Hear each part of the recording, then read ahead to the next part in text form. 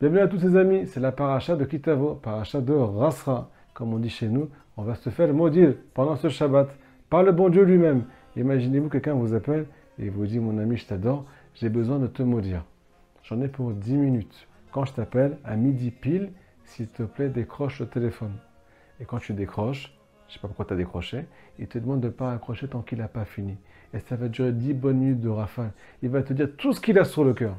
Imaginez-vous que nous, le peuple d'Israël, ce Shabbat, on est invité, appelé par Akadosh Baruch Hu, à la choule, par Shakitavo, pour se faire maudire. Et tout le monde doit venir. Imaginez-vous, il y a des Juifs qui ne veulent pas aller à la choule ce Shabbat. Ils ne veulent pas entendre cette paracha. Ou bien ils sont prêts à aller, mais ils ne veulent pas monter à la Torah. Ils préfèrent acheter une montée à la Torah à leur belle-mère pour qu'elle se fasse maudire à leur place. Alors j'ai envie de vous dire, les amis, qu'il y a un secret qui est caché derrière cette paracha. Un secret d'amour qu'on va vous dévoiler aujourd'hui. Juste avant tout, ce cours est dédié à la Tzlacha Nora, une réussite matérielle et spirituelle, une immense réussite. Pour Yehuda ben Itissa Mayam, quand Akadosh Baruch Hu lui ouvre toutes les portes du Yeshuvadat, du bien-être, de la sagesse et de la joie.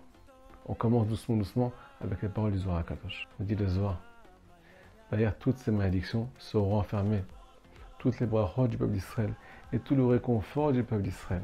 Pourquoi Hachem peut oser, Chazé Shalom, écrire dans la Torah des choses que personne n'ose entendre?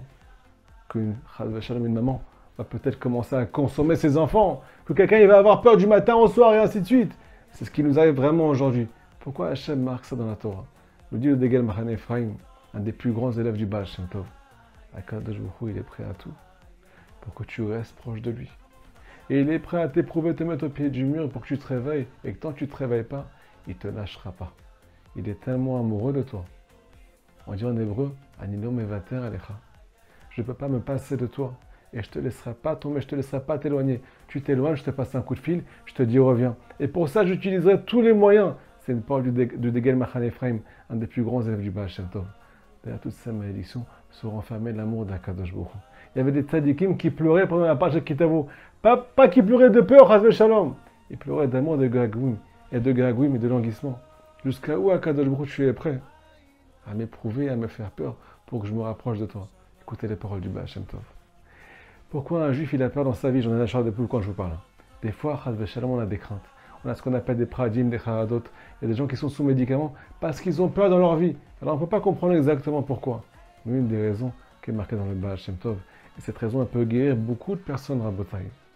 Quand Akadosh Baruch Hu ramène de la peur dans le cœur d'un juif et qu'il est craintif. Pourquoi Hachem lui fait ça?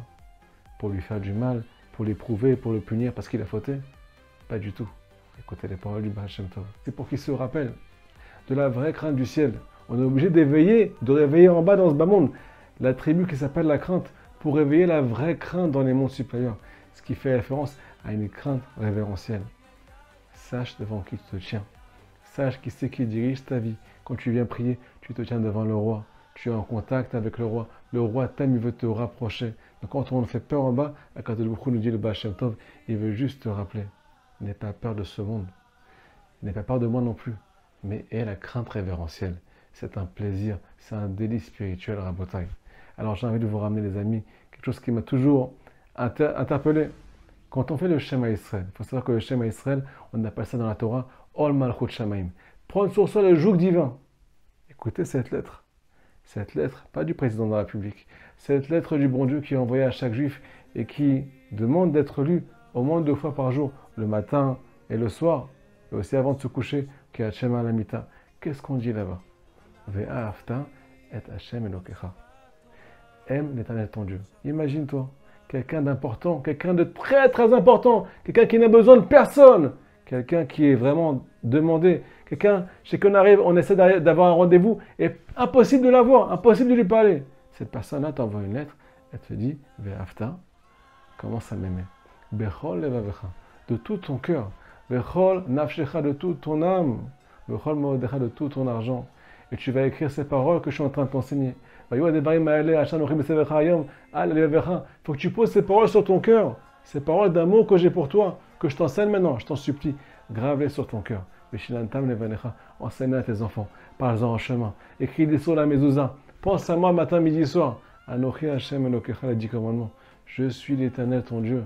Comment quelqu'un d'important peut venir vers nous et nous demander de l'aimer, nous demander de penser à lui.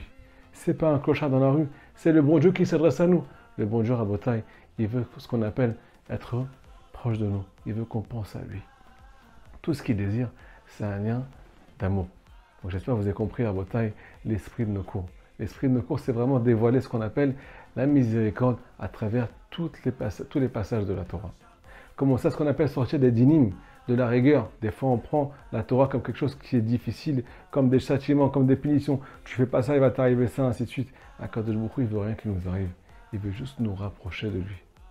Donc, on doit ce qu'on appelle décoder la Torah, pour pouvoir s'attacher à la Torah. Et j'ai envie de vous dire que c'est ce qui est marqué dans l'Ikouté Moran. On dirait Rabbi Nachman de Breslev dans l'Ikouté Moran, leçon numéro 1. C'est la première leçon. Celle qui va nous délivrer. Celle qui va commencer à ce qu'on appelle ramener la Géoula, une délivrance éternelle pour tout le peuple d'Israël. Comme Rabbeinu a dit, son livre, il s'appelle Atrata de Géoula. C'est le début de la délivrance pour tout l'âme d'Israël, vu que son livre est descendu dans ce monde. On a marqué là-bas que le Ish à Israël, l'homme juif, vous êtes juif Rabotai, il a ce qu'on appelle un seul but dans sa vie. L'istakel, basechel, shebekol davar. Rechercher la sagesse dans tout ce qui lui arrive.